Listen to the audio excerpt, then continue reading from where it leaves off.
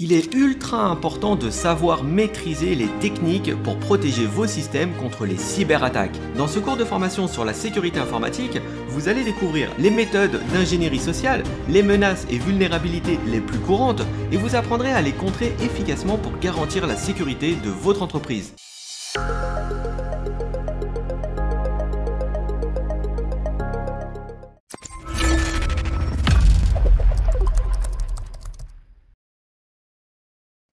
Dans ce cours, je vais aborder le sujet des différentes méthodes et techniques que les pirates peuvent utiliser. En jargon de la cybersécurité, on appelle ces techniques des vecteurs d'attaque.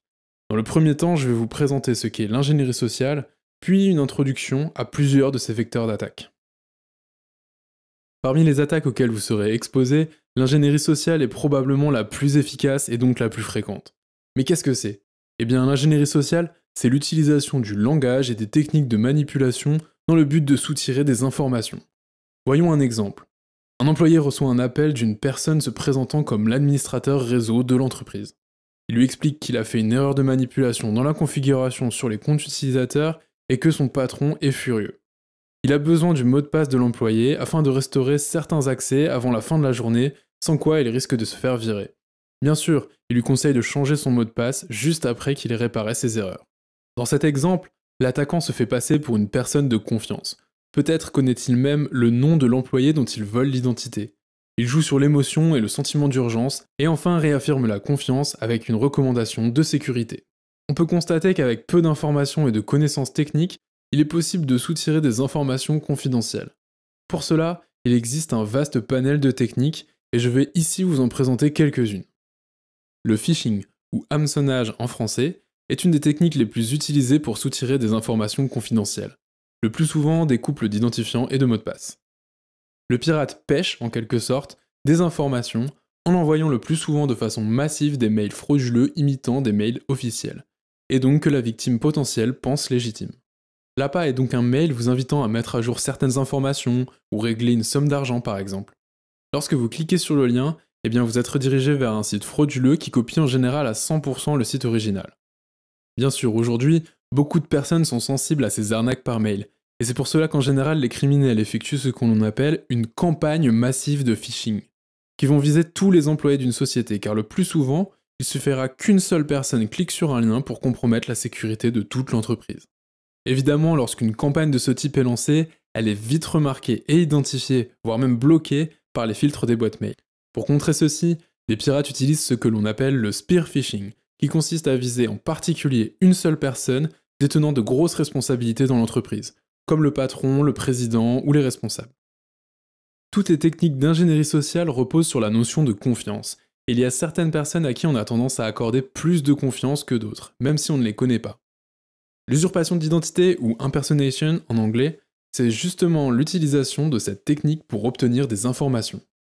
En effet, lors d'un appel téléphonique ou d'un échange mail, si quelqu'un se fait passer pour une figure d'autorité telle que votre patron ou le responsable d'un autre secteur dans l'entreprise pour laquelle vous travaillez, ou encore des forces de l'ordre ou pourquoi pas un médecin ou le patron d'une entreprise cliente, vous ou n'importe quel autre employé aurez peut-être tendance à y accorder de la confiance, même si vous n'avez réellement aucune certitude sur l'identité de la personne. Passons maintenant au shoulder surfing, ou en français, regarder par-dessus l'épaule. C'est probablement la technique la plus simple qui consiste soit à attendre directement que la victime entre un mot de passe par exemple, pour le regarder et le mémoriser, ou encore d'utiliser des moyens détournés tels que des jumelles ou des caméras espions. Si vous prenez le métro parisien, vous avez probablement déjà été victime de talonnage ou de tailgating en anglais, lorsqu'une personne essaie de passer juste derrière vous sans utiliser de titre de transport.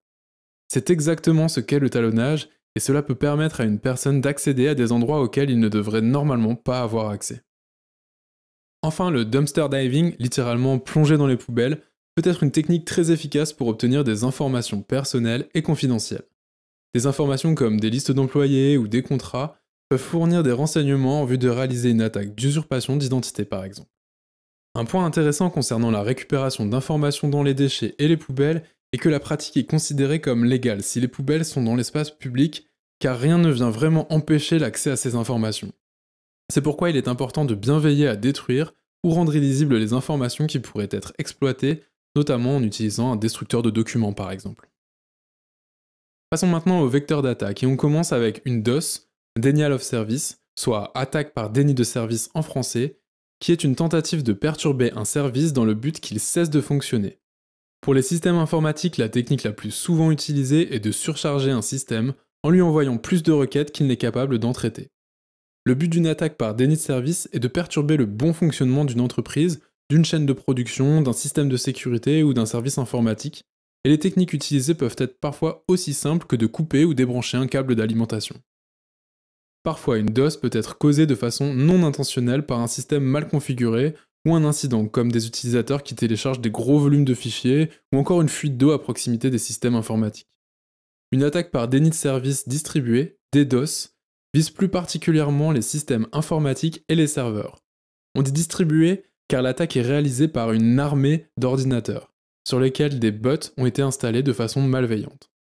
Dans ce cas, c'est un peu comme un embouteillage. Une autoroute par exemple est conçue pour absorber un nombre limité de voitures, et si vous envoyez trop de véhicules, un embouteillage se forme et le trafic s'arrête. La plupart du temps, ces bots proviennent de malware, et les utilisateurs des ordinateurs infectés ne savent même pas qu'ils participent indirectement à une attaque. On appelle ces ordinateurs infectés des zombies. Une vulnérabilité zero day, c'est une faille dans un système de sécurité qui permet des cyberattaques et dont seuls les pirates sont au courant. Cela signifie que les fabricants de matériel ou les développeurs n'ont pas encore conscience du risque et qu'il n'existe pas encore de patch pour réparer cette vulnérabilité. Les systèmes sont donc vulnérables, mais personne n'est encore au courant. Cela veut dire que lorsqu'une vulnérabilité que l'on appelle 0D devient publique, il faut trouver très rapidement un moyen d'évaluer et réduire le risque en attendant que la vulnérabilité soit patchée. Une attaque man in the middle, ou attaque de l'homme du milieu en français, est un terme qui décrit une technique pour laquelle l'attaquant vient se placer au milieu des communications entre l'utilisateur et un autre réseau. Du côté de l'utilisateur, le fonctionnement est normal, et du côté de l'attaquant, le fameux homme du milieu, cela lui permet d'écouter les communications et de récupérer des informations ou de les modifier à la volée.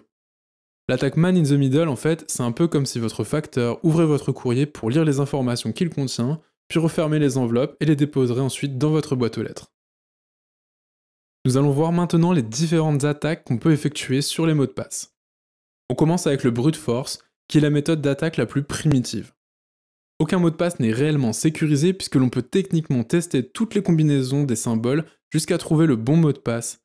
C'est justement ça la technique brute force. Par exemple, si l'on sait que le mot de passe est une série de 4 chiffres, on va tester 0000, puis 0001, puis 0002, jusqu'à 9999. Cela peut paraître long et répétitif, mais les ordinateurs, eux, peuvent trouver la solution à ce problème en quelques millisecondes. Et c'est pour ça que l'on recommande l'usage de mots de passe longs, avec des caractères spéciaux, que parfois on n'autorise que 3 essais, ou encore que l'on utilise des captchas pour vérifier que vous n'êtes pas un robot. On continue avec une attaque de type dictionnaire, qui est tout simplement l'utilisation d'une liste de mots de passe. En effet, on peut constater que beaucoup de mots de passe simples sont fréquemment utilisés, tels que 1234, password, etc. Depuis plusieurs années, des attaques ont rendu publiques des bases de données de mots de passe, et donc on a pu créer des listes de mots de passe les plus utilisés. Comme on est aussi capable de les compter, on peut avoir une représentation statistique de l'usage de ces mots de passe, et donc les organiser dans une liste du mot de passe le plus fréquemment utilisé, au moins utilisé. Mais il n'y a pas que les pirates qui utilisent ce type de liste. En effet, certaines entreprises viennent tester régulièrement les mots de passe de leurs employés avec ces dictionnaires que l'on trouve facilement en ligne, dans le but justement de renforcer la sécurité. On termine avec l'attaque de type Rainbow Table, qui est un petit peu plus complexe. Comme nous avons pu le voir juste avant, des bases de données de mots de passe ont été rendues publiques plus d'une fois dans l'histoire de l'informatique. Pour contrer ce problème, on a alors décidé de modifier la façon de stocker les mots de passe. Pour cela, on utilise une fonction mathématique qui se nomme le hash, et c'est un peu comme un algorithme de chiffrement mais qui ne peut pas être déchiffré. C'est-à-dire que l'on peut calculer le hash d'une chaîne de caractères, mais il est impossible de calculer la chaîne de caractères à partir du hash. Le serveur stocke donc uniquement les hashes des mots de passe, et lorsqu'un utilisateur souhaite se connecter, du côté serveur on calcule à nouveau le hash, et on le compare à celui qui est enregistré. Du coup, si la base de données de hash de mots de passe est piratée et rendue publique, les mots de passe ne sont pas directement identifiables. Mais revenons à notre attaque arc-en-ciel qui utilise une Rainbow Table. Une Rainbow Table, c'est tout simplement une liste de mots de passe qui sont déjà convertis sous forme de hash. Ces tableaux peuvent prendre beaucoup de place, mais imaginons que vous êtes arrivé à obtenir le hash d'un mot de passe, l'opération à effectuer n'est qu'à rechercher dans ce tableau un mot de passe correspondant à ce hash. On peut noter que les systèmes utilisent des algorithmes de hash qui peuvent être différents les uns des autres. Et un moyen de contrer ce type d'attaque est la technique de salting, soit salage, qui consiste à ajouter une information aléatoire au mot de passe avant de générer le hash.